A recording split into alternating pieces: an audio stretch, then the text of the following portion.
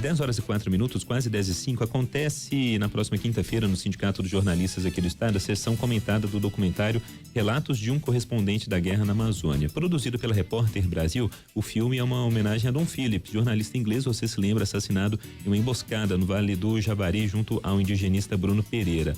A obra parte da experiência do jornalista Daniel Camargos, que foi companheiro de reportagem do Dom ao cobrir as buscas pelo amigo desaparecido, e é com o Daniel que a gente conversa aqui ao vivo nos nossos estúdios para falar um pouquinho sobre esse trabalho que será sobre essa sessão específica que acontece na próxima quinta-feira. Tudo bem, Daniel? Bom dia.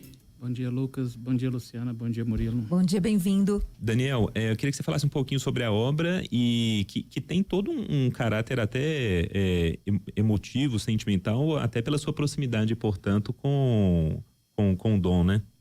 É isso mesmo, Lucas. Eu trabalho numa organização de São Paulo que chama Repórter Brasil, e em 2019 eu conheci o Dom. Ele trabalhava no jornal inglês Guardian, e a gente fez uma parceria de investigação jornalística, né? A gente viajou pela Amazônia, foi para o Pará investigar aquele episódio que foi conhecido como Dia do Fogo, lá no Pará, quando eles queimaram a floresta amazônica. E acabou que essa parceria, né, se desdobrou, foi virando uma amizade, e a gente continuou conversando muito, até que no ano passado chegou a notícia que ele tinha sumido, né, lá no Vale do Javari. E a gente, a redação, ficou meio sem saber o que fazer, ficou meio catatônico assim. E eu decidi ir para lá para acompanhar as buscas. Tinha um pouco de esperança que ele fosse encontrado vivo. E desse material que a gente filmou e registrou lá, a gente decidiu crescer ele, fazer um documentário que é sobre o trabalho, uma homenagem ao Dom, mas também sobre o trabalho dos repórteres que cobrem essa violência na Amazônia, né? Que atinge principalmente os povos indígenas, os quilombolas, os trabalhadores rurais. Daniel, eu queria te perguntar um pouco sobre até o título aí do documentário, que fala de uma guerra na Amazônia. Eu imagino que houve uma discussão para escolher esse termo guerra. E aí eu queria que você nos falasse um pouco do ponto de vista de um repórter, de um jornalista. Há uma guerra em curso na Amazônia, por que a escolha desse título? E é uma guerra de quem contra quem?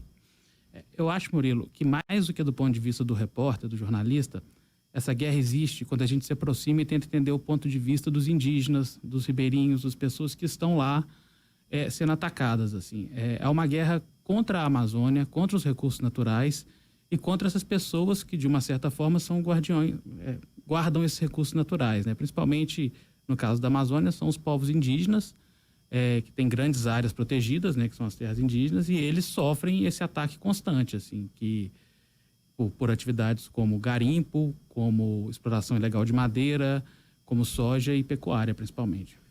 Daniel, o que mais te impactou lá? O que mais, assim, você parou e foi aquele choque? Claro, há vários relatos, mas o que te impactou? Olha, assim, eu tinha informação para saber que o Dom podia ter sido assassinado quando a gente foi fazer a cobertura lá no Vale do Javari. Mas eu também tinha uma esperança, porque ele era um cara muito preparado, né? Um jornalista brilhante. Ele e o Bruno, né? O Bruno também super safo, né? Exatamente, Lucas. O Bruno talvez era o maior indigenista vivo, atuando no Brasil, em atividade no Brasil. Assim, um cara que conciliava o trabalho técnico de gabinete com um trabalho de campo fantástico, uma aproximação. Enfim, eram dois caras muito capacitados que sabiam que o Bruno era ameaçado, né? Enfim, eu tinha esperança que eles tinham conseguido se safar de alguma forma, ou tinha acontecido algum imprevisto lá. Mas eu acho que quando chega a notícia, né, a gente está lá na cobertura, naquelas buscas e tal, e chega a notícia de que realmente a brutalidade com que eles foram assassinados, né, porque foi uma coisa assim muito brutal. E a gente esperando, aquele dia ali, esperando a chegada dos corpos no porto, tinha uma dinâmica. Onde eles foram assassinados, estava 2 horas de barco do porto de Atalaia do Norte. Aquela espera e a chegada daquilo foi um impacto muito grande, assim. A gente retrata isso no documentário, né? A gente registrou tudo isso. E o documentário, ele parte para outras viagens, para outras terras indígenas na Amazônia, para mostrar esse trabalho e também para entender com os indígenas como que essa violência que atacou ali o Dom e o Bruno atacam eles no dia a dia. O Daniel, o Estado brasileiro sempre foi muito leniente, né? Independentemente do governo, quando a gente pensa nesses assuntos aí de proteção a recursos naturais, aos povos originários e tudo mais. Mas considerando todo o discurso que a gente via, sobretudo no governo passado, contra os povos indígenas, contra a defesa aí do meio ambiente, você sentiu, não sei se você já conhecia a região, se já trabalha ou não, mas o clima era mais hostil diante do discurso oficial mesmo, da falta de empenho na busca à época, né? Pelo Dom, pelo Bruno, só depois de uma grita quase que internacional, né? Com veículos de imprensa entrando e falando, gente, tem que mandar militar pro meio da selva para buscar os dois. O que você sentiu assim? Ô, Lucas, eu já conhecia durante o último governo eu fui constantemente, em todos os anos, várias vezes para a Amazônia fazer esse trabalho que eu faço. Uhum. Sim, eu acho que o discurso do governo, ele empoderou as pessoas que queriam destruir, as pessoas que queriam fazer o garimpo ilegal, desmatar ilegalmente, enfim, ele deu, quando o governo dá um caráter de legalidade no discurso do presidente a isso, as pessoas ficam empoderadas. E, mais que isso também, o Estado se ausentou. O IBAMA, a FUNAI, a Polícia Federal, a Força Nacional de Segurança, o ICMBio, eles passaram a fazer menos fiscalizações, passaram a fazer menos apreensões, e então as pessoas que estavam na ilegalidade, né, porque o que elas estão fazendo lá é ilegal, né, totalmente ilegal, elas passam a se sentir mais protegidas, assim. E, somado a isso, um discurso anti-jornalismo do presidente. E, assim, isso coloca a gente muito em risco, porque essas pessoas que muitas vezes eram partidárias dele passam a comprar também esse discurso anti-jornalismo. E isso eu presenciei várias vezes, assim. Uma raiva, que às vezes um ódio do trabalho do jornalista. Se torna alvo, né? Também. Eu queria até pegar por essa parte que você falou, porque a gente, né, conversa muito, temos uma relação de amizade aí. E você até falou que lá onde a cidade, lá era Atalaia, né? Uhum. Onde a imprensa estava, esperando a busca lá do corpo do Dom, a população ali não era toda a favor, né? A gente tem uma imagem meio romantizada, estava todo mundo mobilizado, comovido com a morte do Dom ali, pelo contrário, né? Havia uma certa divisão ali entre, né, os jornalistas, as pessoas meio repudiando os jornalistas ali, né? Elas começaram a se sentir em algum momento criminalizadas, assim, como se as reportagens, a cobertura tivesse tratando aquelas pessoas que viviam ali como potenciais criminosos, assim. E eu acho que quando a gente faz essa cobertura de campo na Amazônia, a gente tem que ter uma diferença, tem que saber diferenciar o que é o garimpeiro, o que é o dono de garimpo. Sabe? O garimpeiro, muitas vezes, ele é vítima também, ele é explorado, ele é vítima de trabalho escravo, explorado pelo dono de garimpo. Quem está infringindo a lei mesmo e ganhando dinheiro é o empresário ali, é o cara que compra uma retroescavadeira, por exemplo, de R$1 milhão para revolver a terra e tentar tirar o ouro, sabe? Mas essas pessoas que estão lá, elas passam a comprar esse discurso. Elas veem nessas atividades legais uma forma de ganhar dinheiro. Então, assim, vai virando um círculo vicioso mesmo. No caso do Vale do Javari, né, em Atalaia do Norte, o Vale do Javari é a segunda maior terra indígena do Brasil. Só atrás a terra indígena Yanomami.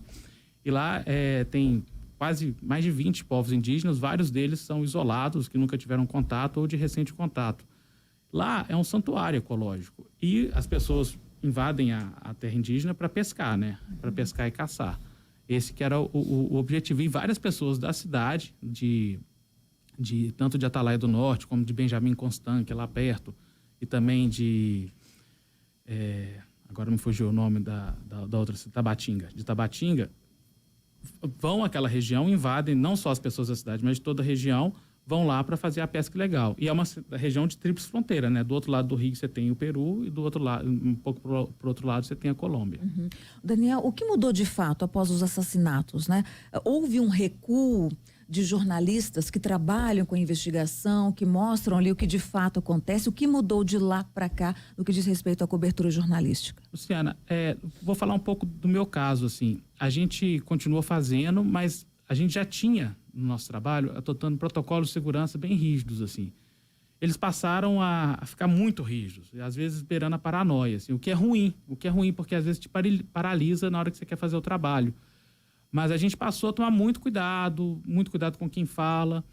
E uma coisa que eu acho sempre importante falar, a gente às vezes conversa entre a gente, jornalista, mas é legal que as pessoas também saibam, assim, as pessoas que não são jornalistas, é que o maior cuidado que a gente tem que ter nessas reportagens é com quem é o nosso entrevistado, é a nossa fonte, porque a gente vai embora, ele fica lá, e muitas vezes ele está denunciando um crime ou denunciando uma violação, e a gente, da forma como a gente expõe ele, a gente pode deixar ele mais vulnerável ainda. Então, assim, quando a gente vai construir um protocolo de segurança, a gente sempre pensa em proteger quem é a nossa fonte que está lá, assim. Ô Daniel, a gente está falando aqui dessa sessão que acontece na quinta-feira agora, né? Sindicato de Jornalistas. Para quem se interessou pela obra em si, ela vai ficar disponível em algum lugar? Ela vai ser de livre acesso? Conta pra gente. Lucas, a gente lançou agora, fez um lançamento em São Paulo e agora vai fazer esse lançamento em Belo Horizonte, lá no sindicato. Ah, legal. A nossa ideia é rodar alguns festivais de documentário e depois liberar a obra para acesso na internet. Mas a gente vai tentar disponibilizar alguns cinemas também no dia 22 de setembro. Para quem não conseguir, a gente vai exibir no Cine Santa Teresa, que é uma experiência legal. Né, de uma tela legal de cinema. E vamos tentar aumentar essa distribuição. Mas, por enquanto, a gente vai avisando. Se as pessoas puderem seguir as redes da Repórter Brasil, a gente vai sempre avisar quando tiver uma novidade ou uma exibição nova lá. Bacana, façam isso. Para quem já está até perguntando aqui sobre esse acesso e, portanto, ao Relatos de um Correspondente da Guerra na Amazônia. E a gente conversou aqui com Daniel Camargo, jornalista da Repórter Brasil, um dos responsáveis aí por este trabalho. Daniel, obrigado, viu? Sucesso aí. Eu que agradeço, gente. Muito obrigado.